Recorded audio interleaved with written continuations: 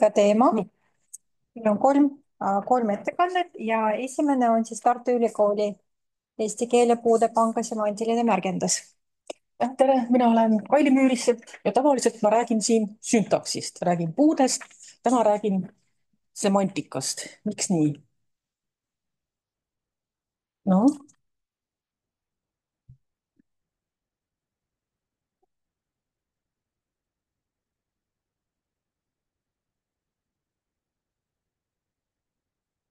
proovime. Nii. Me oleme süntaksi puudega tegelenud 30 aastat. Algul oli kitsenduste grammatika pindsüntaks, siis oli kitsenduste grammatika sõltuvussüntaks, siis oli universaalsed sõltuvused. Need universaalsed sõltuvused sai seda korpust suurendatud. Nad on olemas meil rahvusvaheline selline organisatsioon, võib öelda projekt, kus on siis sadu erinevate keelte puid. Siit ma võtsin tähestiku järjekorras sisse selle pildi, kus on näha, kus on eesti keel paikneb, et meil on kaks korpust, uue meediakeel ja standardkirjakeel. Ligi 530 000 sõnet on seal, mis siis, kui me vaatame neid teisi suuri keeli, mis siia pildile mahtus, siis inglise ja prantsuse keelega ei jää kaugele maha ja soome keelega tegelikult võrreldav, ega see korpuse suurus ei olegi see kõige olulisem näitaja. Ja siia sattusid siis ka need väiksed näitekeeled nagu fääri ja ersa keel siia kõrvale, lihtsalt tähestiku järjekorras. See puudepank sisaldab morfoloogiat, sõnaliike, lemmasid, süntaksi funktsioone, aga me oleme aja jooksul sinna juurde pannud ka näiteks nimega üksused, siis laiendatud süntaks, ma järgmise slaidi peal räägin, mis see on, ja lausesisesed anafoorid. Lauseväliseid anafoore on ka, aga need ei ole selles puudepangas. Kõik see on olemas, aga samas meil ei ole semantiliselt märgendatud korpust ja tekkis mõte, et lisaks sellele olemasolevale puudepangale semantilise kihi. Siin on nüüd üks ilus eestikeelne puu, nad käskisid mul enam mitte kunagi imestada. See on võetud prantslaste Crew päringusüsteemist, seda on hea lihtne kasutada. Põhimõtteliselt sõnavorm on lemma, on kõik see morfoloogiline info, kuidas need naad on subjekt, mul on määrus, mitte kunagi imestada, on üks naljakas süntaktiline funktsioon nagu X-comp ehk open glossal complement, tõlkimatu. Et põhimõte on see, et ta on nagu verbi osalauseline objekt, aga see X-komp on selline, mille alus paikneb selle verbi argumentide hulgas, antud juhul siis mul. Ja need laiendatud sõltuvused on enamikul juhtudel on täpselt samad, mis on need tavalised sõltuvused, aga sel juhul me ütleme, et mul on subjekt imestama juures, mis ta on siis nagu tegelikult. Siin on natukene pikem lause, kõigel sellel, mis meediasse ei jõua, polegi sel juhul mingit tähtsust. Siin on näha see, kuidas me oleme need missid ühendanud oma, see on nagu natukene anafooride märgendus siin, see on ainult lausesisene, et see lauseväline anafooride märgendus on meil ühes teises puudepangas ka olemas. Ta on natukene erinev, on see universaalsüntaks tavalisest sellest süntaksist, mida, mida tüüpiliselt eesti keeles käsitletakse. Näiteks meil on siin olemas ka selline tore märgend nagu determiner ehk siis määratleja, sel juhul mingit tähtsust. Aga muu puudepank nagu puudepank ikka, oma iseärasustega. Tahtsime teha semantilise märgenduse projekti. Riiklik rahastus, semantilise analüüsi baasvahendid. Meil oli plaanis, suured plaanid olid, et 4-aastane projekt ja teeme siis selle märgenduse korralikult ära. Tegelikult see projekt algas pisut hiljem, kui ta oleks pidanud algama. Ta kestis ainult aasta või tähendab, rahastus oli aastaks ja lõppes ka hiljem, kui ta oleks pidanud lõppema.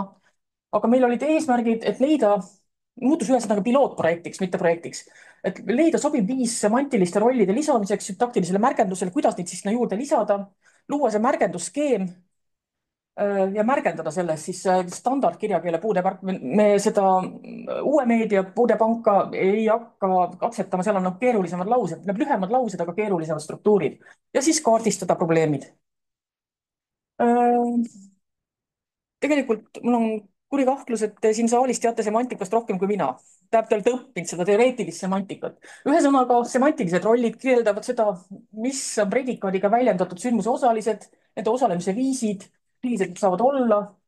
Nagu iga teooriaga muutub see konkreetsemaks minnes hägusaks, täpset nimekirja ei ole, on olemas enam kasutatavad rollid.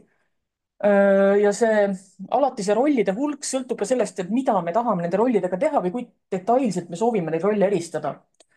ja kui on olemas rollid, siis on olemas ka protorollid. noh, näiteks kui meil on lause laps sööb saia, siis see lapsagent, ta on teadlik toimija. kui ütleme, et lapsele meeldivad koerad, siis see laps on kogeja nendes standardsetes rollikirjeldustes. aga samal ajal on ju selge, et see laps on mõlemas lauses selline aktiivne osaleja, et ta on nagu protoagent, hoolimata sellest, et mis on tema süntaks või mis on tema see semantiline roll. kui me läheme nüüd keeleteadusest arvutilingvistikasse, keeletehnoloogiasse, siis need semantilised rollid on just need, mis sobivad lause süntaktiliselt esituselt semantilisele esitusele üleminekul selleks vaheetapiks. et nad aitavad siis vastata küsimusele, kes tegi, kellele, mida, miks, kus, millal ja kuidas. et äh, nad aitavad seda lahendada, niisugust info eraldamise ülesannet ja ka sündmuse tuvastamise ja siis formaalse esitamise ülesannet. Kuidas neid rolle nüüd esitada? jällegi, alati tuleb vaadata, mida teised on teinud. teised on teinud FrameNeti. FrameNet on väga hea, väga teoreetiline, noh, väga hästi kirjeldatud raamistik, aga tal on see häda, et ta on väga keeruline. et selleks, et FrameNetiga ka midagi märgendada, tuleb teha enne väga palju tööd. ja siis saab sellega märgendada natukene. meil oli eesmärk, me tahtsime kirjakeele korpust märgendada, et me tahtsime märgendada rohkem ja võib-olla mitte nii teoreetiliselt põhjendatuna, et proovida, kuidas see märgendamine välja tuleb ja siis hiljem on võimalik sellest esialgsest märgendusest ju minna alati üle keerulisemale. ühesõnaga on olemas FrameNet, on olemas PropBank ja on olemas VerbNet, kusjuures see VerbNet on PropBanki tuletis. meie valisime PropBanki, sest ta tundus kõige lihtsamini süntaksiga ühendatav ja teine asi, me vaatasime ka vasakule ja paremale, et seda Proposition Banki on olemas selline rahvusvaheline initsiatiiv, mis kasutab seda Proposition Banki võimalusi universaalsete sõltuvuste märgendamisel ja teisest küljest soomlased olid seda PropBanki kasutanud. mis ta siis on? et me neid semantilistel rollidel, me ei hakka panema tal neile nimesid, vaid me ütleme, et on 0, 1, 2, 3, 4, 5, 6, 5. 5 on kõige suurem. et me ei hakka tegema mingit nimekirja, mingeid definitsioone, vaid ütleme, et see A0 on agent, et tema on see kõige olulisem, A1 on järgmine ja natuke nagu olulisuse järjekorras saab need numbrid panna. ja tähendused, verbidel on erinevad tähendused, mistõttu neil ka argumentidel on erinevad struktuurid. et, et me üritasime verbi tähendusi eristada nii vähe kui võimalik ja nii praktiliselt kui võimalik. et need numbrid antakse siis sellele verbipõhiselt igale argumendile. Me ei ütle, et arv 0 on alati üks ja kindel asi ja püüame samas, et nad oleksid verbiüleselt ühesugused, näiteks liikumis- ja liigutamisverbidel, et kes, kuhu, kust kohast kuhu, et need numeratsioon oleks liigutamisverbidel alati ühesugune. kui me vaatame soomlaste poole, Soome PropBank sai valmis 2015 umbes, küllaltki ammu. ja siin see on universaalset dependency's number 1 versioon, ärge seda süntaksit väga vaadake, see on vananenud. aga on näha, et nad on pannud verbidele juurde märgendid, kus siis on nende tähendused ja seejärel on pandud juurde numeratsioonid. olin küll näinud mujal, mida metsale saattoi tapahtua ühtesse päivasse, olin näinud mujal, mis metsale võib juhtuda ühe päeva jooksul. et siin on näha, et see tapahtua on, tema tähendus on siit ära fikseeritud. argument 1 on see mide ja kellele on siis argument 2. ja need muud modifier'id, ajamärgendus, kohamärgendus, need on soomlastel siis nagu lisaks juurde pandud, mis ei ole nagu see klassikaline prop bank. aga tähendab, see ei ole see kohustuslik osa, aga see sobib, ikka võib kasutada. Ja tekkis sellest neil selline leksikon, kus siis see tapahtува kirjeldus on ära toodud, inglisekeelne paralleelvorm ja siis argument 1 on asi, mis juhtub ja A2 on siis sihtmärk, millega või kellega midagi juhtub.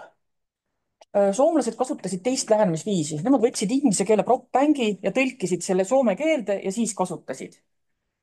Ma ei tea, kas see on hea või halb. Meie lähenesime jällegi teistmoodi. Meie puudepangas ehk siis esimene asi oli see, et mida me märgendame. Et ühest küljest need nagu need argumendid arg0, arg1, 2, 3, et need oleksid nagu seotud laiendi märgendid ja vabad laiendid jäävad siis välja. Teisest küljest jälle nagu teooria seda toetab, et ei saa öelda, et mis on nüüd seotud laiend, mis on vaba laiend, see piiri seal vahel ei ole selgejooneline, vaid see on selline nagu hägus, nagu igal pool kõik need teoreetilised asjad on.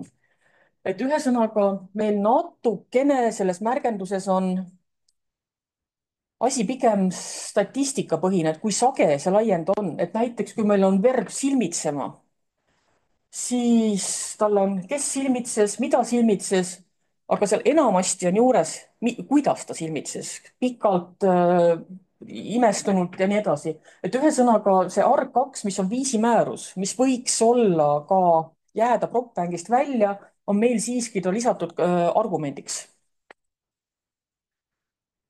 Ja samamoodi me eristasime väga ilmseid ning argumendi struktuuri puudutavaid verbitähendusi, et me ei võtnud näiteks kasutusele WordNeti, kus on siis neid tähendusi väga palju. Ja meie märgendus ei ole seotud inglise keele prop-bängi kirjetega ajapuudusel, lihtsalt see jutt oli 1 aastast. Siin on näide. Ott ajas end jalule ja läks minema. Et ajama, meil on ajamal 3 tähendust. Ajas mingisse seisundisse, ajas ennast füüsiliselt kuskile või siis ajas asju korda, ajas asja. Siin on näha, et ajama selleks argnulliks on Ott, keda ta ajas, iseennast ajas, on 1 ja ajas kuhu on argument 3 ja läks minema ja läks, sellel argument ei ole, aga me lihtsalt ütleme, et see on see kõige tavalisem liikumise minema tähendus. ja kui meil on see märgendus kõik tehtud, siis saab moodustada sellise toreda tabeli, kus on kirjas siis kõik selle ajamaa, näiteks esinemised, tema tähendused, mis on arg0 tüüpiline süntaks ja morfoloogia, mis on arg1 tüüpiline süntaks ja morfoloogia, et tekib selline struktuurikirjeldus.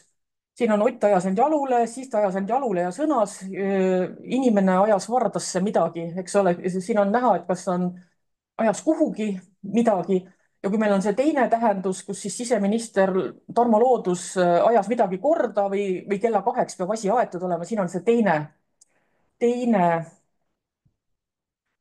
number 3 tähendus, kus siis kogu see struktuur on tegelikult hoopis teistsugune kui siis algul. Kuidas see töö käis? Esialgu tegime kava, et mis päringute põhjal võtsime ette verbide sagedustabeli. Otsustasime kasutada ainult sagedasi lihtverbe, ühend- ja väljendverbid jäid välja. Sagedane oli see, mis oli meie korpuses 14 korda või rohkem või siis no lihtsalt sobis, no oli üle 10 korra rohkem. Kokku tekkis sel viisil 570 erinevat verbi ja me eristasime nendel 848 erinevat tähendust, et siis enamikud olid ühetähenduslikud verbid, aga näiteks minema, tulema, ajama, saamal oli vist isegi 13 erinevat tähendust. Laadisime vastava verbiga laused alla, märgendasime, vaatasime üles, et kokku tekkis 37 000 verbi sellist ja nad said 58 000 argumenti, kuna see korpus on küllaltki suur, ta on 430 000 sõnet kokku. Järgnes vigade kontroll, dokumentatsioon, valideerimine, üleslaadimine, järeldamine. et 1 aasta 5 inimest, et 4 inimest tegid struktuurikirjeldusi, ma ei tea, palju inimesi märgendas, 2 tükki vähemalt ja siis 1 inimene oli abiks, kes siis skripte kirjutas ja tegelikult veel 1 inimene oli, kes siis SVN-iga aitas kätt hoida. siin on näide, nad käskisid mul enam kunagi imestada, see on verepamm käskima, naad on, eks ole, argument on siis tüüpiliselt subjekt, imestama on siis X-kompis on siis objekt tegelikult ja siis mul on mm, argument kaks ehk siis ma ei tea, mis ta nimi on, no argument kaks on ta. No määrus küll, aga tal on mingi semantiline roll võiks ka veel olla, aga saaja, kasusaaja, ma ei tea, kes, kannataja, et Kogeja. kogeja jah, et keda sa käsutad, see koged käsutad? no ongi kogeja. see ongi see põhjus, miks me ei pannud neile nimesid. et noh, et seal oleks kohe, me 3 inimest märgendab, oleks 3 eriarvamust olnud, kui mitte 4, eks ole, et üks veel kõhkleb kahe vahel. Dokumentatsioon, tegelikult on ta praegu pooleli, aga põhimõte on see, et meil on kirjas verb, tema erinevad tähendused, siis mis on tema need morf- ja süntaktiline info, esimesele argumentidele erinevalt, näiteks ajama mingisse seisundisse, eks ole. Tavaliselt on ta nominatiivis subjekt, tavaliselt see objekt on tavalise subjekti käändes 3 võimalikku. aga nüüd, kas ta siin on näited, et punavõim aeti tigedaks, et ta on see saav, et aeti kava nurja või siis aeti, seal on need adverbid, eks ole, seisund, kas püsti, nurja, segamini, pärani. Rinda aeti kummi, vot siin on see lühike sisseütlev ja suitsuräim ajas suu vett jooksma. et Eh, kuhu me nüüd jõudsime? Me jõudsime sinna, et meil on see korpus olemas, meil on ta märgendatud, ta on osaliselt kontrollitud, see töökäik oli selline, et kui seda esialgset tabelit tegid võib-olla 2-3 inimest paralleelselt, vaatasid ja kontrollisid üle, siis tegelikult seda lõplikku tabelit või seda lõplikku korpust on vaadanud ainult üks inimene, seal on sees näpuvead hetkel ikka veel. ta tahaks nüüd saada uuesti uut ülekäimist, siis kuna ta on keeletehnoloogiline projekt, siis oodatakse meilt mudelit, et ta teeks seda asja ka nüüd automaatselt. kui me teeme seda semantilist märgendust ja vaidleme, kas ta on arg 1 või arg 2, siis me samal ajal ei tee mudelit, tähendab me ei saa mõlemat korraga teha, aga meie head kolleegid Tartus, Siim Orasmaa ja tema sõbrad, on teinud esialgse mudeli ja nad lubasid teha ka selle nüüd parema mudeli, kui meie see korpus lõplikult üles läheb. Siis me kasutasime ainult lihtverbe, kas me peaksime ka ühend- ja väljendverbid sisse panema? kui me nad sisse paneme, siis see numeratsioon võib-olla muutub, võib-olla ei muutu, ei tea. Siis kas ühte tüüpi verbid on alati ühtemoodi märgendatud, kas liikumis- ja liigutamisverbid on samade slottidega või on nad erinevatega, peaks üle kontrollima. nüüd tekib see kõige tähtsam küsimus, kas sellise materjali järgi on üldse vajadust, kes seda kasutama hakkab ja miks? ja kui ta hakkab kasutama, siis mis ta tahab? tellijat oleks vaja. Siis kui meil on nüüd need uued suured keelemudelid, kas äkki nad suudavad seda tööd asendada? või kui nad ei suuda asendada, kas nad suudavad meid aidata, kui palju nad suudavad meid aidata ja kuidas nad suudavad aidata? et siin on nagu hästi palju vastamata küsimusi, mis ühesõnaga, noh, see on tüüpiline pilootprojekti lõpus, et midagi on tehtud, see asi on kasutatav, ta on avalikult kättesaadav.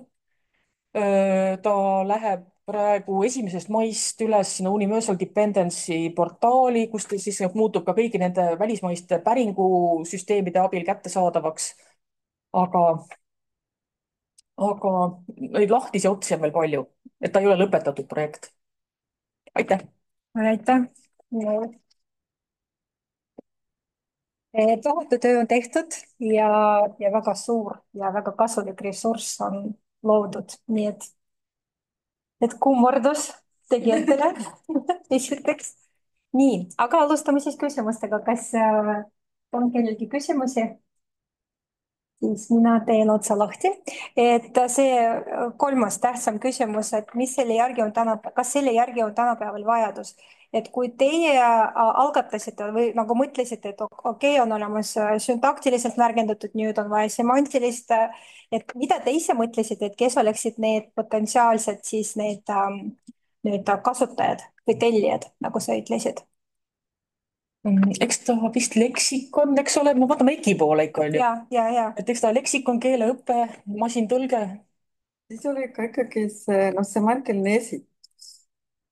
et noh, kuidagi, noh, see asi, mida eesti keele jaoks ei tehtudki, võib-olla, vaata, seal ongi see nõks, et võib-olla neid pole vajagi, et see tähenduse formaalne esitus. ei no ütleme niimoodi, et meie poolt vaadates, et meil on IKIS praegu see Constructiconi projekt ka jooksmas on ju, kus on meil näiteks sihuke keeleõppe otstarbel argumentstruktuuride selline kirjeldus, et tuvastame küll alguses semantika alusel, aga siis ikkagi tahame ka sinna süntaksi peale, eks ju. nii et selles mõttes me näeme siit väga suurt potentsiaali, ütleme, nende argumentstruktuuri tuvastamiseks koos selle semantilise kihiga. nii et selles mõttes me oleme küll nagu tellijad, on ju.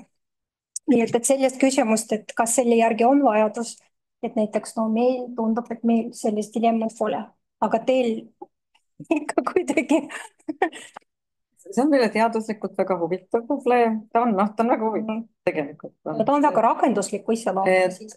Kes need ikkagi on, kes jagavad sama ökonomistruktuuri, seal oli, see väikendus oli väga huvitav niimoodi, et noh, need on, noh, see EDT-s on põhiliselt, need on nagu kirjalikud tekstid ja seal on hästi palju seda noh, raporteeritud kõnet, eks ole, otsest ja kaudset kõnet. ja siis ma vaatan, et tõesti, et kas igast sihilisest verbist võib saada saatelause verb või noh, et kui ma hakkan praegu, noh, seal on üks kindel märg, jah, et seal tuleb palju selliseid, et kes need jagavad ikkagi sama, noh,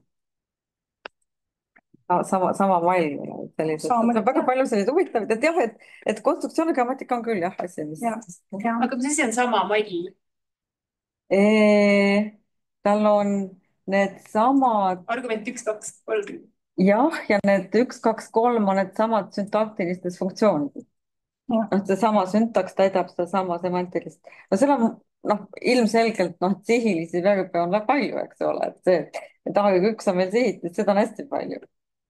aga noh, midagi niisugust hea näide oleks näiteks ditransitiivsed verbid, et nemad on siis niimoodi, et ükskõik sõltumata verbist ikkagi sama tähendus kogu aeg, et ükskõik, mis komponendid seal on, aga ikkagi sellel pindstruktuuril isegi nagu tasandil on juba see tähendus nagu seal all. aga siis, kui rohkem küsimusi pole, ma küsiks teil nagu tähenduste kohta, et ma ikkagi ei saanud päris aru, kuidas käis see tähenduste eristamine. näiteks kui ma vaatan praegu ühendsõnastikku, Saajamaal on 9 tähendust.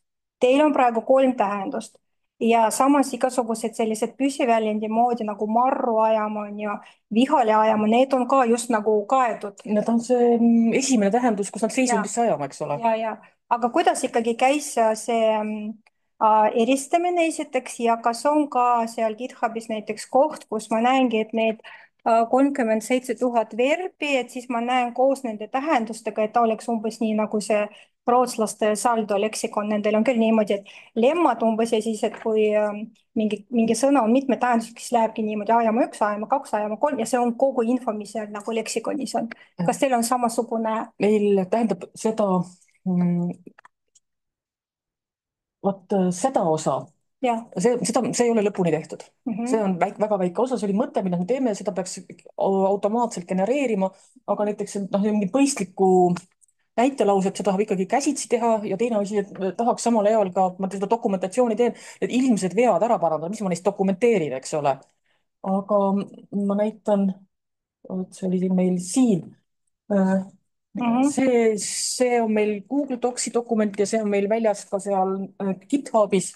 on 8 megaverbe, kus siis on kõik need verbid, mis on lihtverbid, mis on meie puudepangas, on seal väljas ja siis see, kas nad on saanud argumendi selle märgenduse ja kui on saanud, siis mis on nendel see üldistatud süntaks ja morfoloogia. ja kui nad ei ole saanud, siis seal tagapool on veel natuke neid tabeleid, aga põhimõtteliselt see on meil väljas, kus on siis kõik need laused, kõik need tähenduse nüansid ja siis kusjuures tähenduse nüansid meil ametlikult dokumenteeritud kuskil ei ole vist. tähendusega oli küll niimoodi, meil oli selline nagu sisemine põhimõte või, et nii kaua kui vähegi võimalik, hoiame tähenduse koos. kui verbil, kui tal on erinevad need lausemallid, ta moodustab erinevaid lause, siis need on erinevad tähendustega, aga muidu need noh, on nagu võetneti kogemus, et ütlesid, kuni vähegi võimalik, me hoiame. siis on, ja siis seal olid, vot seal olid need püsiühendid, eks ole, et ühendverbid jäid välja, sest noh, lihtsalt ajapuudus ja siis, aga siis need noh, teised püsiväljendid, eks ole, noh, et ajamaga on hästi palju neid. jah, see on niimoodi, et tüüpiliselt selline väljend moodustatakse noh, nagu produktiivse malli peale. Ja siis ta on märgendatud nagu see mall, aga samas tabel, meil on üks koht, kui me kirjutasime need üles, mida me nägime. Et vaata, siin ongi nüüd küsimus, et noh, et noh, nokkulööm on omaette leksikaalne üksus, eks ole, kas maailmaajam on omaette leksikaalne üksus või ta on ikkagi kaks?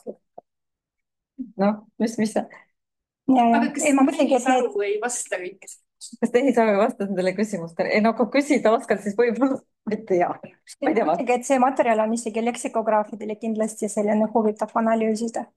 aga suur tänu, teil oleks muidu veel palju küsimusi, aga aeg läheb ja nüüd palume, et meil nüüd on ettekanne ja Mai räägib meil terminikasutuse varieeruvusest ja standardiseerimisest. natukene läheme ajas tagasi sinna Covidi aega, aga kõik need teoreetilised küsimused, mida Mai käsitleb, need on aegumatud.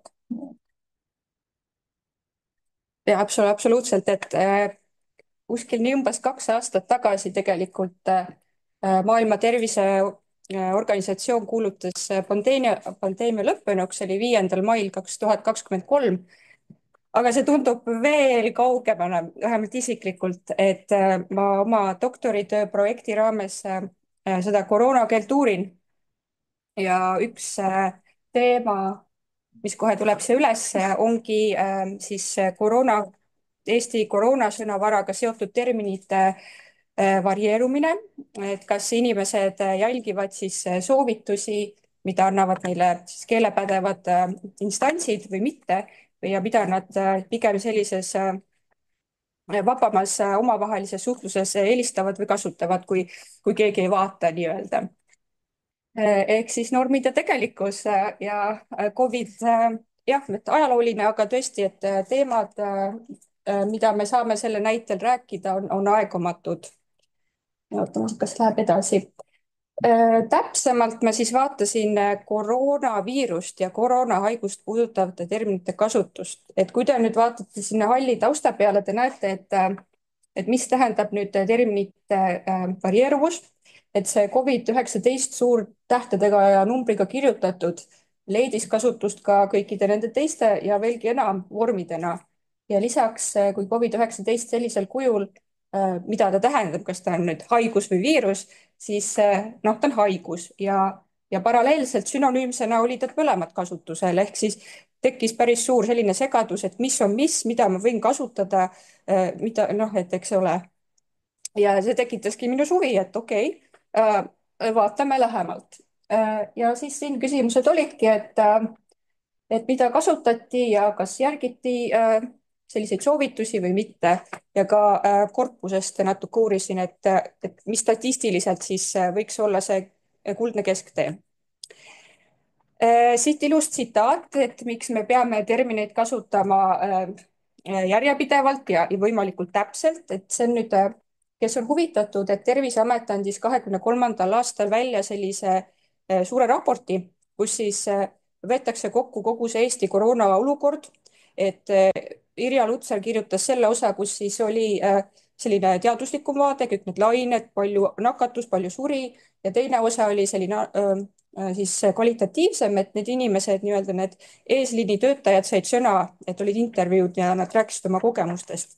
Ja ühe õppetunnina tuuakse välja, et peaks siis ikkagi hoidma neid mõisteid siis selgetena ja et tuleks elanikkonnale selgitada. Ja see oli ka üks põhjus, miks ma mõtlesin, et olgu peale, vaatame ka siis, kuidas kasutavad ametnikud neid termineid, et kas see selgitus ja eeskujuks olemine, noh, mis võiks olla ju ka, eks ole, ootuspärane mõneti nende positsiooni eeldades, et kuidas on sellega hakkama saadud.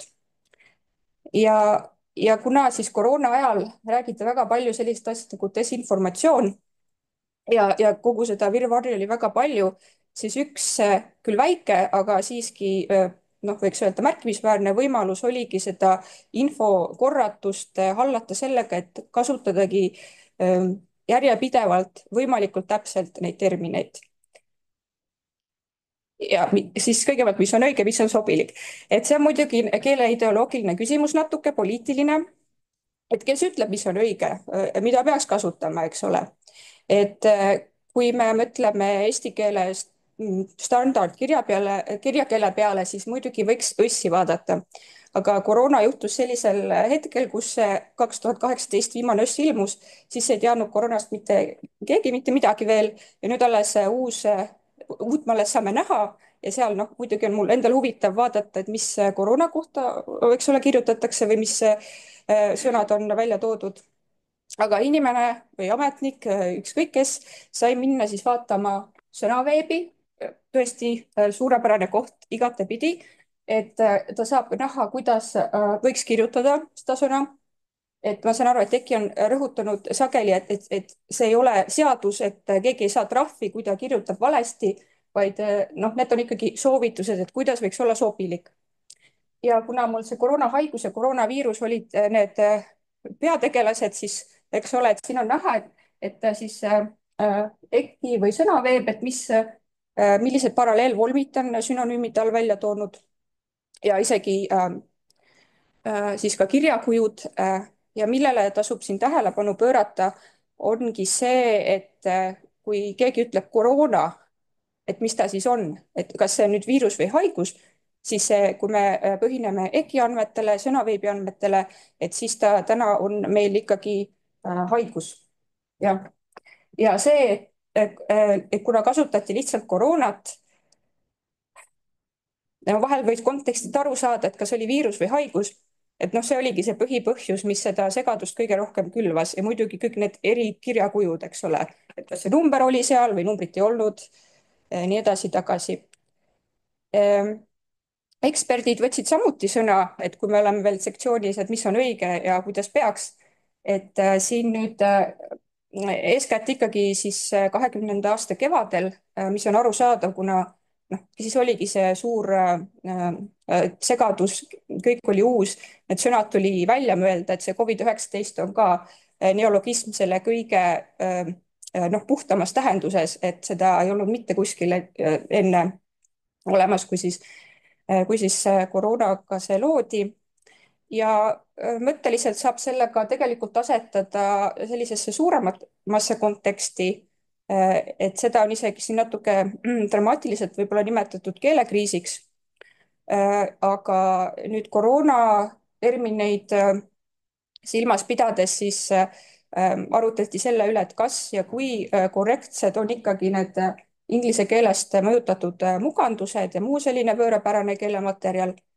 Ja eelkõige siis oli murelapseks see koroona sõna ise või koroona eesliitena, et arutleti selle sobilikkuse üle. Ja mõtteliselt võiks siis jagada inimesed kahte leeri, et ühed olid siis pigem sellised laitjad, kes ütlesid, et see ei noh, et oleks sobivam kasutada Eesti pärasemaid sõnu, näiteks kroon või pärgviirus selle koroonaviiruse asemel. Näiteks Valdar Parve väga tuliselt kaitses Eesti pärasemaid variante, tema arvamusartikli pealkiri juba väljendab tema seisukohta. Aga samas oli ka nüüd keelekorraldajate poolt rohkem sellist liberaalsemat suhtumist, et tõepoolest see sõna on olnud juba olemas eesti keeles juba kanda kinnitanud ja isegi termini vormina 76. aastast on ta märgitud, et noh, võib sobilikuks lugeda. Ja Rutt Mägi siis Tervise Arengu Instituudist 2022. aastal on hästi märkinud, et see viirusekriis on noh, suur segadus ühesõnaga, et läheb kirjuks. Ja siis vaatamegi nüüd selles osas praegu, mis kirju olukorda siis seal valitses. Ehk siis mida tegelikult inimesed kasutasid. Nii. Vaatasin kolme siis sellist keskkonda või kust ma oma materjali võtsin, olid siis ametlikud tekstid, mis siis põhimõtteliselt olid, vaatasin ministeeriumite kodulehtedel 2020. aastal antud teadaandeid, uudiseid, siis Eesti Ühendkorpust 2023. aasta oma ja ka oli ankeetküsitlus viidi läbi ühesõnaga, kus see spontaanne igapäeva keelekasutus siis, kust ma seda materjali sain. Nüüd lähemalt ministeeriumite terminikasutusest, et muidugi see valim on väga väike, väga piiratud, ma vaatasin ainult 4 ministeeriumit, kokku oli 146 uudislugu. Ja nüüd, et mis on õige, mis on vale või mis on täpne, ebatäpne terminikasutus, et siinkohal oli nii, et kas on aru saada, et kas on tegu haiguse või viirusega, kas see on eristatud konkreetselt, eks ole. Et sellised laused või väljendid nagu, et koroonaviiruse COVID-19 sümptomid või COVID-19 näol on tegemist väga kiiresti leviva viirusega, et seetõttu ei saanud lugeda õigeks ja need näited mõlemad on nüüd Siseministeeriumist näiteks. Siin väike selline illustratiivne sagedustabeli põhjal tehtud joonis, kus me näeme, et siis Sotsiaalministeerium võis lugeda kõige tublimaks, et tema kõige rohkem artikleid avaldas, aga neid ebatäpsusi oli samas kõige vähem. Samas kui Siseministeeriumil see suhe oli halvem, et kui kedagi tahta näpuga näidata, siis me võime õrnalt Siseministeeriumit siin tema poole vaadata küll. Aga kindlalt võib väita seda, et ametiasutused 2020. aastal eelistasid just seda suurtähe varianti läbivalt, kui me räägime ainult COVID-19 kirjakujust, et tõesti ainult väga-väga vähestel kordadel mingisugused teised variandid tulid kõne alla, et nad ikkagi väga hoolega jälgisid seda, mulle tundub. Ja siin on ka ajateljel on näha väga loogiline situatsioon, et kui pandeemia algas, eks ole, siin veebruar-märts, siis vigade või ebatäpsuste arv tõusis taevani, mis on muidugi, need numbrid on nii väiksed, et kui ma ütlen taevani, see on muidugi naljakas. Aga ja siis see taandub, eks ole, käsikäes selle pandeemia endaga ja pisike tõus on jälle siis suve lõpus, kui see teine laine jälle tuleb. Ehk siis mida rohkem sellest räägitakse, seda rohkem on ka tõenäosus, et see ebatäpsused tulevad sisse. Nii, siis ma vaatasin korpust, et okei, mis korpuses asjad näitavad. Et kirjakujude poolest siis tõesti samamoodi see COVID-19 selline väga ametlik kirjakuju oli kõige levinum, aga me saame siin ka seda öelda, et nüüd seal ühendkorpuses enamus või ütleme kuskil 45%, et nad on sellised perioodikatekstid, mis tähendab, et nad on juba redigeeritud, inimeste sõnavalik on juba kaalutletum ja nad ikkagi mõtlevad võib-olla 2 korda enne, kui nad midagi kirjutavad, mistõttu ka võib olla põhjendatud, et miks selline ametlik kasutus. Ja huvitav on ka siis see, et mida inimesed eelistavad, et kas see COVID, selline väga võõrapärane variant või pigem see koroona, et siis me saame väita küll, et eelistatakse ikkagi seda koroona suupärasemat varianti igatepidi, et COVID-test või koroonatest, et siis see koroona kindlasti on tõenäolisemalt selle kui COVID.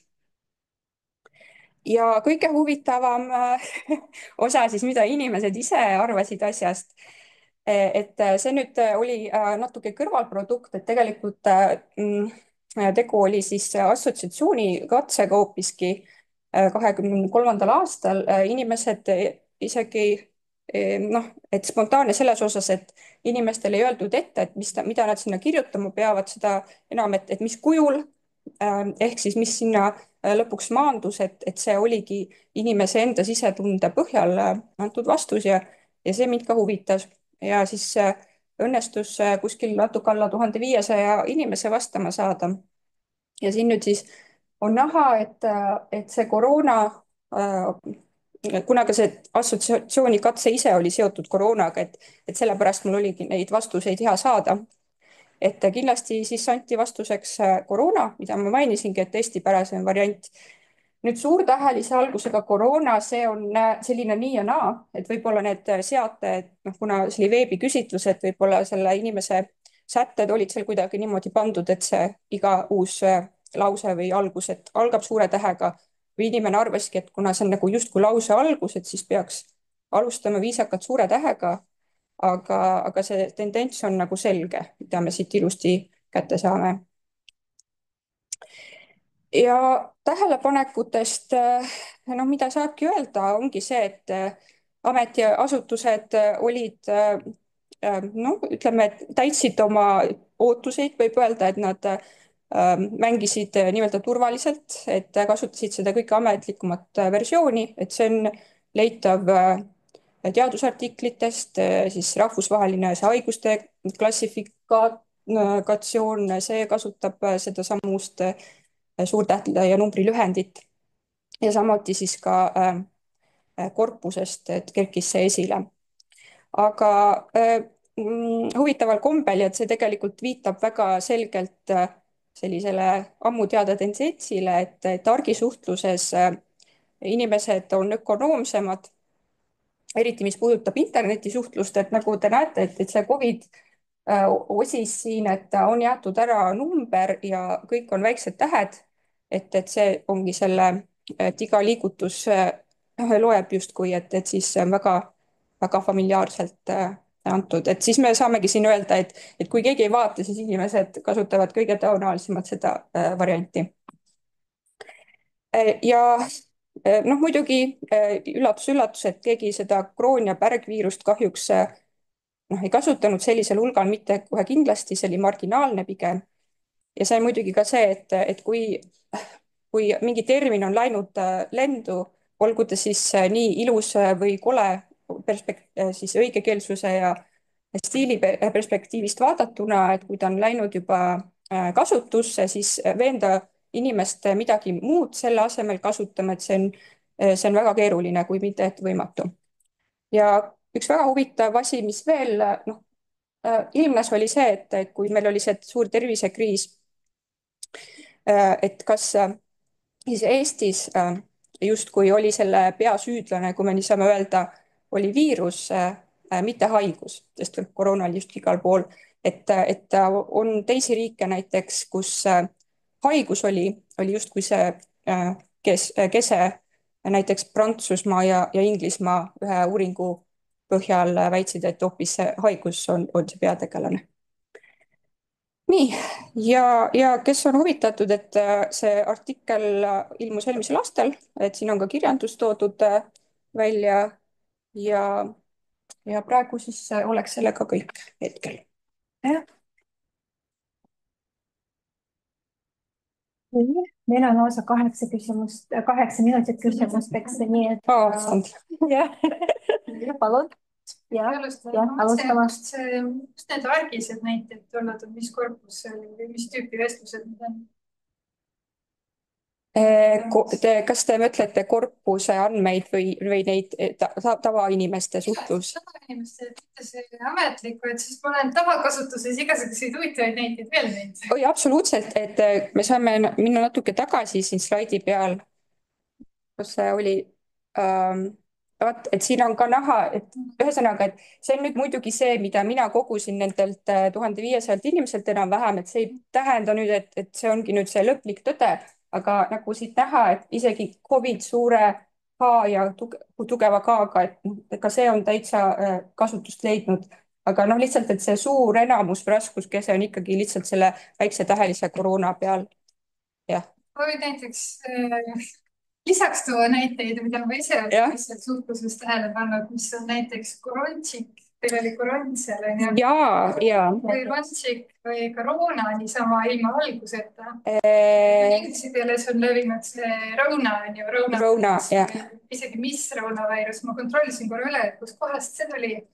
Et pidi olema, et kuna inglise keeles teatud platvormidel teatud märksõnadega postitusi sorteeritakse välja, et siis selleks, et seda vältida, tehti nagu inimese nimi, see mis Rona-viirus. Ja umbes selliseid asju, et ma eeldaks, et see eesti keele Rona oleks ka ilmselt inglise keeles tulnud võib-olla.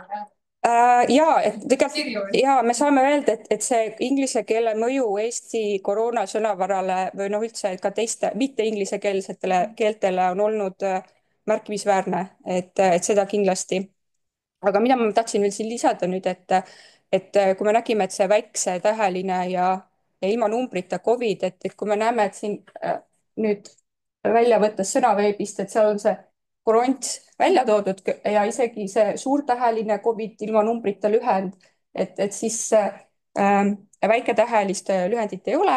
Ja me saame küsida, et okei, et miks, et mina ei ole muidugi seotud sõnaveebiga ja ma ei hakka siin nüüd ütlema, et kuulge, miks see ei ole, aga see on lihtsalt selline tähelepanek, et kui me siin räägime sellest standardiseerimisest ja destandardiseerimisest, siis muidugi on see, et see noh, standardiseeriv organ, ta ikkagi noh, katsub tulla juurde, tähendab järgi asjadele, sellepärast et te näete, et siin viimane update on olnud selle aasta veebruaris sellel sõnal, kusjuures nii et noh, alati asjad lähevad paremaks, aga alati on leida ka hea huvitav kohti, kus saab öelda, et ahaa, aga seda varianti ei olegi siin huvitav. Vot. aga no ongi niimoodi, et näiteks kui uurimustulemus on selline, et näiteks on veel variante, on ju, siis saabki meile selle tagasiside kaudu niimoodi kirjutada ja siis, et soovitavalt oleksid seal ka korpusnäiteid, on ju, statistikat ka ja siis me lisame. Absoluutselt. selles mõttes meil ongi see ühendsõnastiku puhul ongi natukene selline ikkagi no rahvahanke võimalus on rahvateadus. et saaks nagu täiendada neid. ja et näiteks hea näide oli see, et kui ma selle artikli avaldasin või tähendab uurisin, noh, ütleme 24 aasta kuskil märts, eks ole, et siis ei olnud märksõna see SARS-CoV-2, eks ole, seal olemas, aga täna ta juba on, et noh, ma ütlengi, et ma saan ise nüüd ka minna ja öelda ja saata oma selle. saamegi korda. ei, no ma ei ütle, et see nagu halb või midagi, aga noh, et tuua enda uurimistööle nagu ütleme praegu siin upitada oma saba, see on nagu ainus koht praegu. ei no jah, teemegi korda selles mõttes, et täiendame. nii, kas on veel küsimusi äkki?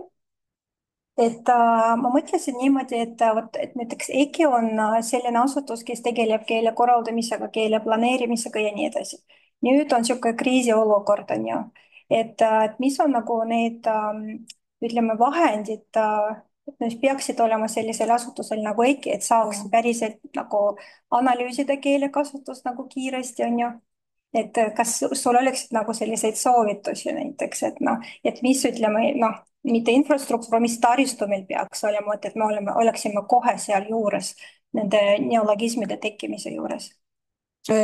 kas ei ole juba jälgimist, et mulle tundub, et tegelikult ma noh, olen igapäevane kasutaja sellel sõnaveebil, et nüüd on ilmunud sinna need uus 2020 näiteks, et mulle väga meeldivad need, et seal saab hoida kätt pulsil just nende neologismide osas, et ma küll ei ütleks ette, et EKI on kuidagi nagu maha jäänud või tal oleks vaja ma ei tea, mingit inimest, kes 24 jah, vaataks neid. ongi, et need nii-öelda reaalajas uuenevad korpused on ju, et pidevalt niimoodi me saaks monitorida, mis toimub seal. see monitorkorpus on jälle ingliskeelne sõna on ju, et me saaksime nagu analüüsida, et näiteks, et Päevaleht, Õhtuleht, et meil nagu see koostöö meil on ju, mitte koostöö, vaid me nagu lihtsalt pärime sealt veebilehtedelt sisu, aga see võiks olla veel tõhusam. et kõik need ministeeriumid ja nii edasi, et siis no krooliks ka reaalajas ja siis meil oleks parem ülevaade, mis toimub ja siis juba saaks anda neid soovitusi. no absoluutselt, aga ma saan aru, et see ei ole nüüd see, et EKI ei taha, vaid pigem see, et need vahendid on piiratud ja et noh, me teeme nii hästi, kui me saame. jah, just, aga nad võiksid olla veel tõhusamad ja sellega me nagu tegelemegi, on ju, et nende neologismide tuvastamine on üldse selline. eriti semantilist ja et see on keeruline. just. huvitav, kui palju seda mõjutab see, kui levinud see sõna üldse on või kui keeruline või lihtne üldse on hinnata.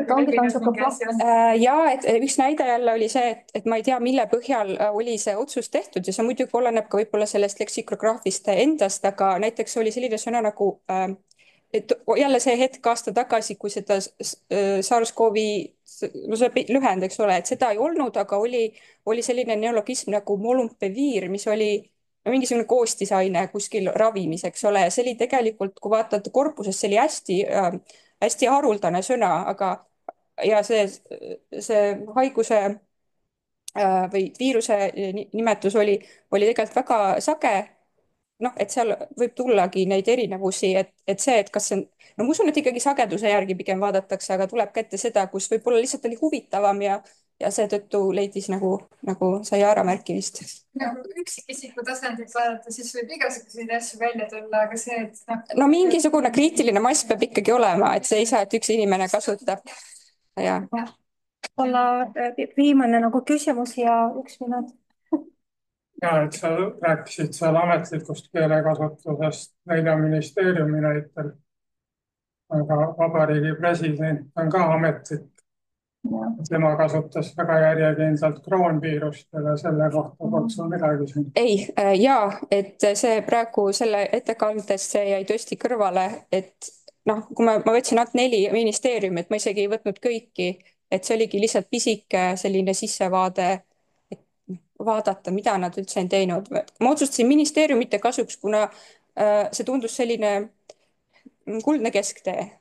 Ja presidenti ma tõesti ei võtnud vaatluse alla. Siin on jällegi see, et mis tüüpi korpused meil on, isegi kui me ütleme kroolime, need on ikkagi ainult no veebis ilmunud tekstid, on ju, need on ajalehed, et sellised, aga ütleme, kus ta kuskil suuliselt esineb, on ju, et neid tekste on väga raske saada sinna korpusesse. Need on kõik tekstina ju ka olemas.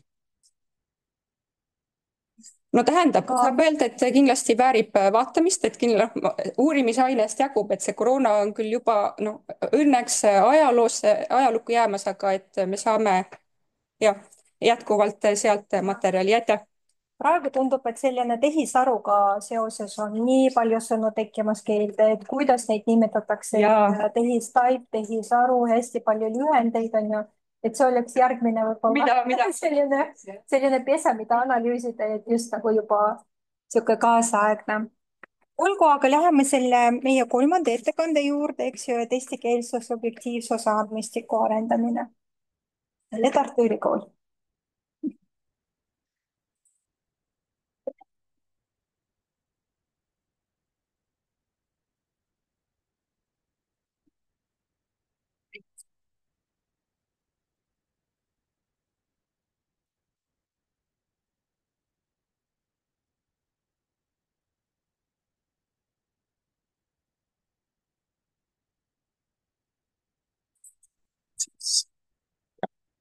Nii, siis lõpuks tere ka minu poolt.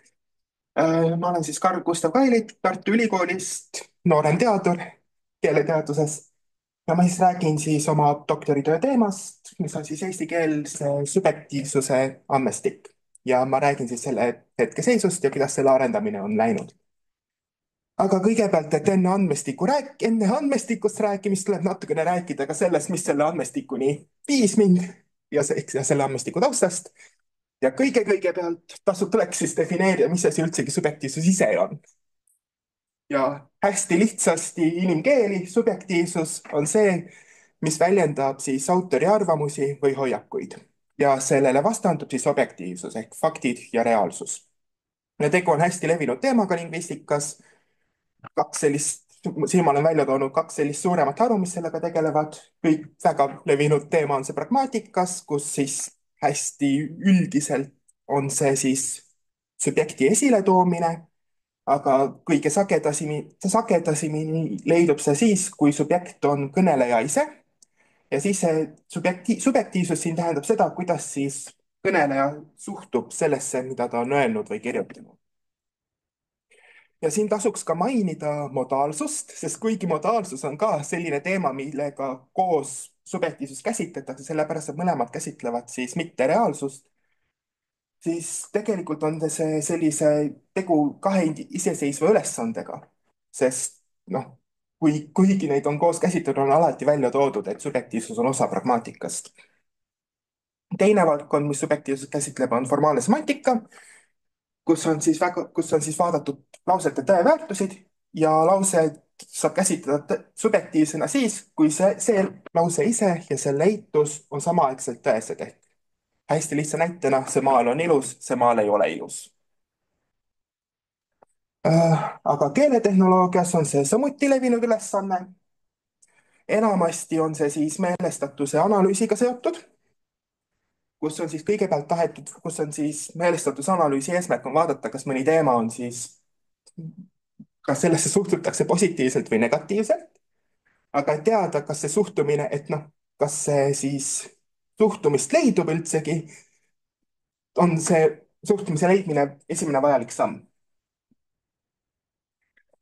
Ja sageli on siis see juba sisse ehitatud sinna, et kui meelestatusanalüüs on positiivne või negatiivne, siis järelikult esineb subjektiivsust, aga kui subjektiivsust ei esine, siis on pigem tegu neutraalse meelestatusega. Aga subjektiivsuse hindamist saab ka käsitleda iseseisva ülesandena. Ja seda saab vaadelda nii lausete puhul. Siin ma olen välja toonud ühe näite siis hiljuti ühe tšehhikeelse subjektiivsuse klassifitseerija kohta, kus siis vaadeldi filmide arvust, lauseid filmide arvustustest ja sisukirjeldustest. Ja anti võrrelda, et kuidas siis, et anti vaadata, et mis juhtub siis, kui ainult öelda, et filmide arvustus on subjektiivne tekst ja sisukirjeldus on objektiivne tekst. Ja siis võrreldi, et kui inimesed veel vaataksid üle need tekstid, et kas siis ainult selline allikapõhiline vaatlus on piisav ja selgus, et inimesed ikkagi leiavad palju rohkem, palju täpsemalt, et leiavad ka selliseid lauseid nendest, mis ei sobi puhtalt selle kategooria alla, et filmide arvustuses on ka objektiivseid tekste, lauseid tähendab. Samuti on võimalik klassifitseerida terviktekste.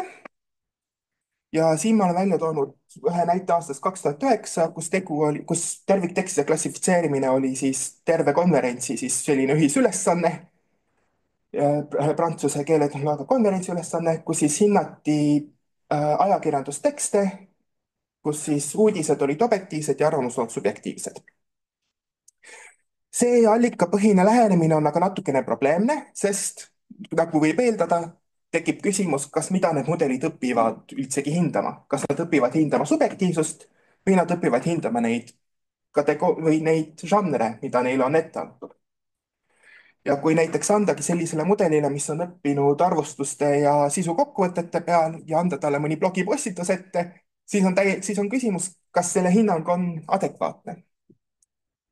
Ja lisaks on ka teine teema see, et tekstide sees leidub hästi palju varieeruvust, et kui oligi sedasi, et nagu sai eelnevalt mainitud, ka filmide arvustused sisaldavad päris palju objektiivseid lauseid. Ja näiteks ajakirjandusmaailmas on siis nendes tekstides, mida ei saa pidada arvamuslugudeks, lausa 44% lauseid subjektiivsed. Ja see tähendab, et sinna alla kuuluvad ka kategooria nagu uudised. Lühidalt, et mis siis on see, mis teeb subjektiivselt, ühelt poolt saab seda vaadelda kui lihtsalt või millist sorti laused tekstis esinevad, kui on pigem subjektiivsed tekstid, siis äkki on see subjektiivne tekst, aga kui on pigem objektiivsed laused, siis ehk on pigem tegu objektiivse tekstiga, aga samas kui mõni arvamuslugu tahabki iga oma arvamust kinnitada 2 faktiga, siis jällegi nihkub see pigem jällegi see lausete arvu suhe läheb nihkesse. Aga siit on ikkagi aru saada, et tegu on arvamuslooga, sest autori eesmärk on olnud kirjutada arvamuslugu. Aga ei saa öelda, et autori eesmärk on ainult kas arvamuse edastamine või faktide edastamine. Ja sest võivad ka esineda muud eesmärgid, näiteks ilukirjanduse puhul võib see olla emotsioonide tekitamine või loo jutustamine. Seega ilmselt subjektiivsus väljendab nende aspektide kombinatsioon. Siis meie mõte oli, et kuna oli neid nii palju aspekte, mis on natuke probleemsed nende praeguste teadaolevate subjektiivsuste andmestikega, siis mõtlesime, et tasuks välja pakkuda oma lähenemine sellisele andmestikule. Et kasutada ära sellist inimesest sisemist subjektiivsuse intuitsiooni, et just seda, et kui inimene on võimeline aru saama, et kas tegu on siis arvamuslooga või uudisega, aru saama sellest teksti eesmärgist. Ja siis ja siis tegelikult on ka inimene võimeline tajuma lisaaspekti, et mõned tekstid inimesele tunduvad subjektiivsemana kui mõned teised tekstid ja jällegi see võib olla tingitud lausete või lausa ainult sõnavaras sisust. Siis meie eesmärk on luua selline andmestik, kus on siis terviktekstid hinnatud skaalal 0–100, kus siis tekstid, mis on hinnatud 0-ks, on täiesti objektiivsed, tekstid, mis on hinnatud 100-ks, on täiesti subjektiivsed. Ja siis kõik tekstid, mis on saanud vahepealse hinnangu, on sellised, kus on nagu võimalik öelda, et see tekst on subjektiivsem kui see tekst, aga objektiivsem kui see tekst. Igaks juhuks mainin ära, et sarnaseid lähenemisi on varem vaadeldud, peamiselt Likherti skaala kaudu. Et näiteks üksiksõnade või väiksemate üksuste puhul on hinnatud skaalal 1–3, kui tugevalt subjektiivne see väike üksus on. Aga on ka vaadatud ajakirjandustekstidest suuremaid lõike. Ja seal kus on kasutatud skaalat 1–5. Ja seal on huvitav see, et kuna kasutati mitut märgendajat, siis arvutati kokku selle ühe lõigu hinnanguks, arvutati kokku nende märgendajate keskmine. Ja seega nad kasutasid kogu seda skaalat vahemikus 1–5. Ja kuna meie eesmärk on leida siis selline arvuline väärtus, mitte ainult, viis minutit on veel alles või? Ja. Saad rääkida ju. Oota, ma saan ainult 5 minutit veel rääkida. Minu arust. Ole saustaksid. Jätkame. Vaadasin, et okei. Et siis eesmärk on arv. Tegime juba ühe pilootprojekti ära, seal oli 60 teksti, 40 veebiteksti, 10 arvamuslukku ja siis 20 ajakirjanduslikku teksti. ERR sai valitud kui objektiivne allikas, Uued Uudised sai valitud kui ja rahulikult ja mina tegin 10 minutit ja. Ja siis nii tegi seda vahet ja. Okay. Vabandust. Ja Uued Uudised sai valitud seetõttu, kuna see ei ole tuntud kui kõige objektiivsem allikas. Et siis on nagu huvitav võrrelda, kuidas need kaks allikat omavahel siis, kuidas siis need allikad omavahel sai võrrelda. Ja palusime neid märgendada sellel samal skaalal ja neil oli võimalus ka lisada oma hinnang. Et kui kindlad nad olid oma selles hinnangus ja siis jällegi siin me kasutasime Likherti skaalat, et kus siis sai öelda, et oli täiesti kindel, olid osaliselt kindel või ei olnud üldse kindel. Ja see sai tehtud Lime Survey keskkonnas ja tulemused olid see, et nagu võis eeldada, see allikas tõesti oli tegur, et kuigi uudised ja arvamuslood olid nagu eeldatud, objektiivsed ja subjektiivsed, siis see koht, kus see uudis või arvamus nagu pärines, siiski mõjutas. Et need uute uudised kippusid olema subjektiivsemad kui ERR-i uudised. Ja teine inimeste hinnangul, nende kahe märgendaja hinnangul. Ja samamoodi üks asi, mis tuli välja, oli see, et kui oli hinnatud siis selle skaala keskpaigas, ehk siis mida lähemal 50-le, seda ebakindlamalt need märgendajad olid ennast märgendamisel tundnud. Ja suurim erinevus märgendajate vahel oli siis 51, mis on päris suur erinevus, pool skaalat siiski, aga sellele vaatamata korrelatsioon nende märgendajate hinnangute vahel oli väga kõrge, mille alusel vaatasime, et sellist meetodit saab kasutada ja otsustasime, et on võimalik minna suurema märgendamise juurde. Et siin me võtsime 3 uut märgendajat ja võtsime ka palju rohkem tekste ja kuna tekste oli rohkem, siis me ei tahtnud, et neil oleks selline mõte, et saan need kõik tekstid ühe õhtuga ära märgendatud, et seepärast saatsime 4 kortsus, et neil oleks rohkem, et neil oleks tunne, et neil oleks kohustus neid märgendada pikema aja jooksul. Ja et ei oleks ka sellist muret, et ei oleks ka sellist suurt arvu ees, et kuna oli kokku 1000 teksti, et ei oleks seda 1000 ees, vaid oleks ainult 250 korraga ees. Siin suuremal andmestikul oligi siis 300 ajakirjandusteksti ja 700 juhuslikult valitud veebiteksti. Ja samamoodi siis ajakirjandustekstidest pooled olid uudised ja pooled arvamuslood. Ja, ja tekstide pikkused olid siis valitud vahemikus 100 kuni 6000 tähemärki, aga keskmised tekstid olid pigem lühemad. Ja ma olen ka välja toonud, kui palju sõnu ja lauseid keskmises tekstis oli. Aga aga siin, kui neid tundub, et 85 lauset ühes tekstis on ikkagi väga palju, siis see oli üks arvamuslugu. Ja keskmises tekstis oli ikkagi 9 lauset. Siis lühidalt, kus need tekstid pärinesid. Kõik olid pärit ühendkorpusest. Ajakirjandustekstid olid siis feeds alamkorpusest, aga kõik veebitekstid olid siis üleüldiselt kõikidest alamkorpustest. Ja juhuslik valik siin tähendab seda, et kõigepealt sai valitud allikas ja seejärel sai valitud tekst sellest allikast. Ja see oli selleks, et kindlustada, et need allikad, mis on esindatud ühendkorpuses rohkem, et need ei oleks ka liigselt esindatud selles andmestikus. Ja natukene, kui esines mingit isiklikku infot mõne isiku kohta, näiteks täisnimed ja elukoha aadressid, siis need sai eemaldatud. Aga kui oli tegu näiteks mõne ettevõtte kontakt emailiga, siis need sai sisse jäädud, sest see ei ole isiklik informatsioon. Siis, oi.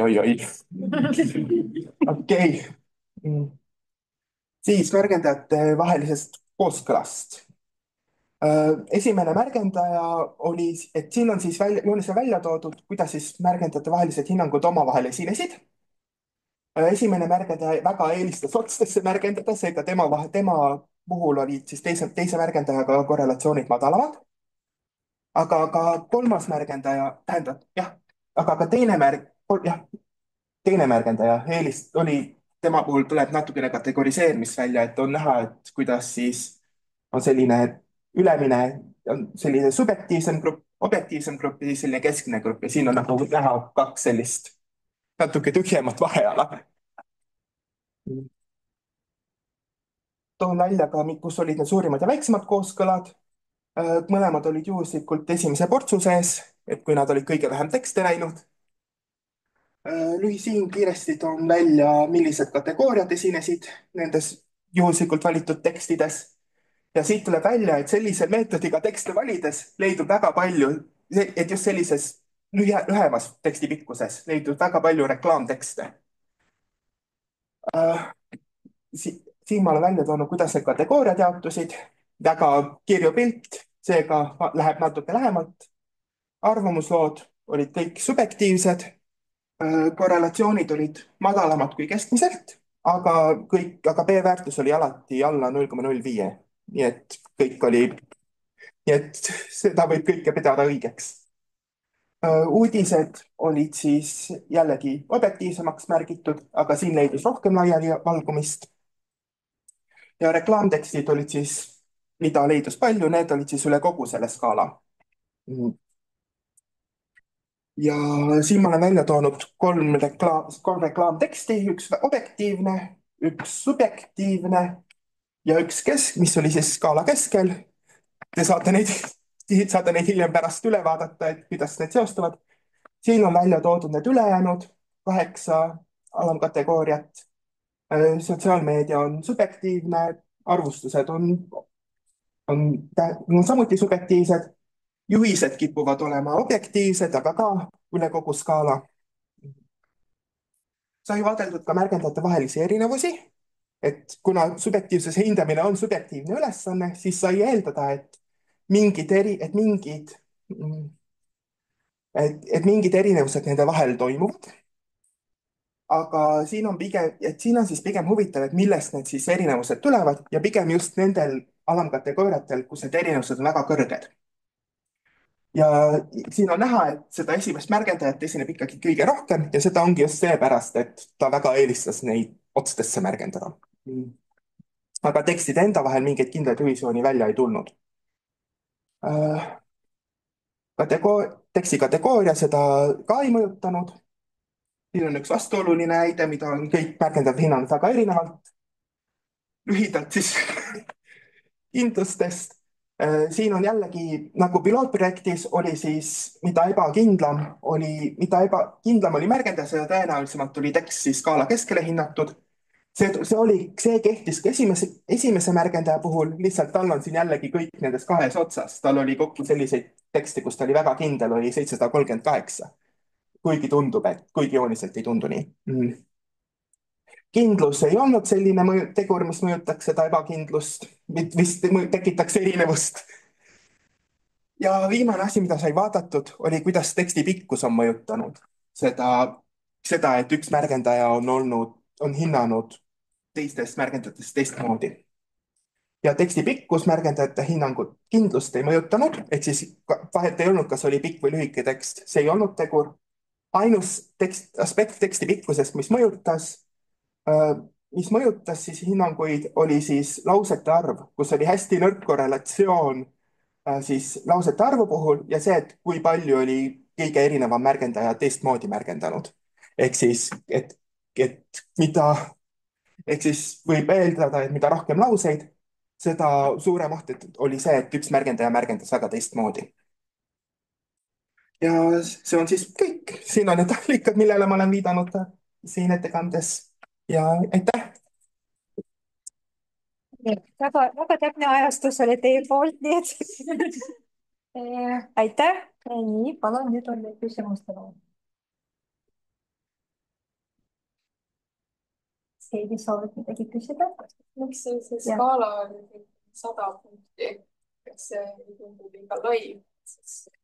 Kui seal ei ole nagu alam, mille põhjal lõpuks on kokku? Teoreetiliselt oleks ka võimalik kasutada 0-1 seda lõpmatust 0-1 vahel. Aga see skaala sai kasutatud sellepärast, et mitte kasutada siis, et kui märgendaja tajub, et on mingi tähendus, et ei tuleks sellist olukorda, et kui märgendaja pole kindel, kas valida üks kategooria või sellest ühe võrra madalam kategooria, sest nende Likkerti skaaladega on alati see probleem, et kui tuleb selline asi, et tahad kusagile kahe vahele panna, eriti sellise teksti arvulisel hindamisel, et siis seda olukorda vältida, sai otsustatud, et anda neile kohe kätte kogu selline hästi lai skaala. Et ei oleks seda probleemi, et oleks sellise natuke täpsem lähenemine, täpsem võimalus nendel märgendajatel hinnata. Täpsustada küsimus, aga skaala 1-100, see märgendaja ei pidanud kirjutama numbrit tegelikult. Ei, see oli see liuguriga. Lihtsalt tõlgendati pärast. Ja. Slaidil oli kirjas liuguriga, aga ma ei lugenud seda ette. Kadri, palun. Mina seda liugurit panin tähele, aga mul jäi tähelepanuta see asi, et kas hindlejatel oli võimalik ka mingisuguseid lisakommentaare anda? Jaa, neil oli võimalik lisakommentaare anda. Ma mainisin seda pilootprojekti osas, et see oli neil võimalus, aga see oli ka neil võimalik siis, et see oli ka võimalik päris projekti osas. Et neil oli võimalik lisada kommentaare, aga me palusime neile, et nad ei kirjutaks sinna kommentaaridesse, mis neil tingis selle kindla subjektiivsuse hinnangu otsuse. Sellepärast, et kui me oleksime seda neil palunud, siis oleks olnud oht, et nad hakkavad keskenduma nende aspektide otsimisele. Okei, see on mõistetav. Siis ma küsin edasi ikkagi, et kommentaarides ilmnes midagi sellist, et see skaala üldse ei sobi. Et seda teksti on nagu väga keeruline hinnata objektiivsuse subjektiivsuse skaalal või et subjektiivsuse tekitab mingisugune teine asi, mitte nagu see arvamus või mis te nagu juhendis ette andsite. Et on faktid küll, aga need ei viita kuidagi objektiivsusele. Ma mainiksin siin, et juhend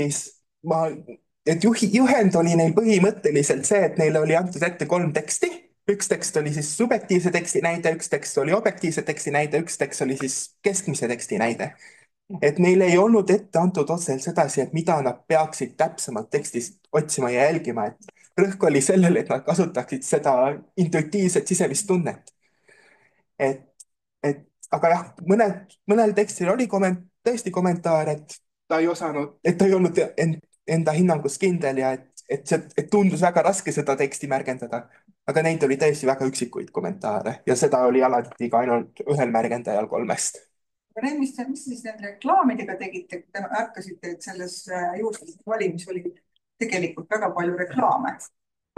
Siis sai mõeldud, et oi, see on väga huvitav teema, mida uurida. Sellepärast, et kui vaadelda neid, et kui hakata neid reklaamtekste vaatlema, siis nendest tõesti leidubki, et on aru saada, et tegu on tekstiga, mille eesmärk on reklaamida mingit toodet, aga siis kõik need sisemised aspektid, mis seda teksti teevad rohkem või vähem subjektiivseks, et siis see üks teema jääb kõik samaks, et eesmärk jääb samaks reklaamida, aga siis on nagu huvi pärast vaadelda, et mis on siis need aspektid, mis seda subjektiivsuse hinnangut väiksemal määral mõjutab. Et see, et neid reklaamtekste nii palju tuli, see oli selles mõttes, võimaldab see nagu sellist ühe teema sisest uuringut. Et see oli selles mõttes, see oli nagu hea juhuslik kokkusattumus. Ma küsin viimase küsimuse, et kas tulid välja sellised ka, ütleme, parameetrid, mis eristavad neid subjektiivseid tekste, ütleme, puhtformaalselt näiteks, et mingid teatud asesõnad, teatud grammatilised konstruktsioonid, siis ma mõtlen näiteks, võtame selle eksami C1 eksam eesti keel teise keelena, seal on niisugune ülesanne, arvamuse avaldamine, teema on antud ja siis on nagu ette hoiatatud, et see tekst kindlasti ei tohi sisaldada selliseid konstruktsioone, et mina arvan, mulle tundub, sest ta peab olema väga neutraalne ja siis nagu drillitakse niimoodi neid, kes hakkavad neid tekste kirjutama, et jumala pärast vältige seda, et seal nagu oleks mingisugune selline subjektiivsuse, ütleme, tunne selle teksti juures, siis sellega nagu punktid lähevad alla. Et no, et see oleks nagu huvitav, et no, selline ülevaade nendest sellistest formaalsetest tunnustest. Et kuna ma olen alles seda andmestikku veel analüüsimas, siis ma sellist leksikaalsemat analüüsi ei ole veel jõudnud teha, aga nendest tekstidest, mida ma olen jõudnud vaadata, nendest ei ole otseselt välja tulnud veel sellist, et just need fraasid oleksid erilised, et need fraasid ei ole veel eriliselt välja tulnud. Teised kriteeriumid ikkagi. Pigem on rõhk nendel üksikutematel sõnadel. Et kui sellise teksti puhul on kõik väga palju, et see on kõik selline tekst, mida on väga tugevalt hinnatud kõikide märgendajate poolt. Et siis... Aga siin juba torkab silma on ju, et meie kirkon, et need asesõnad kindlasti mõjutavad. Jah, kindlasti. See võib olla ka üks tegur, et kui see leksikaalne analüüs toimub, siis on väga huvitav vaadata, kuidas just need asesõnad mõjutavad. Aga suur tänu. Sellega me lõpetame. Meil on nüüd, ma ei teagi, 3 minutit. Üles plenaarettekandele jõuda, eks ju? Aitab, tõesti vabandan, et meil ei ole olnud. Loogiline oleks, et oleks natukene aega just nagu, et ma saaks. Liis ütles mulle, et ei ole sihukest aega ja mina ikka.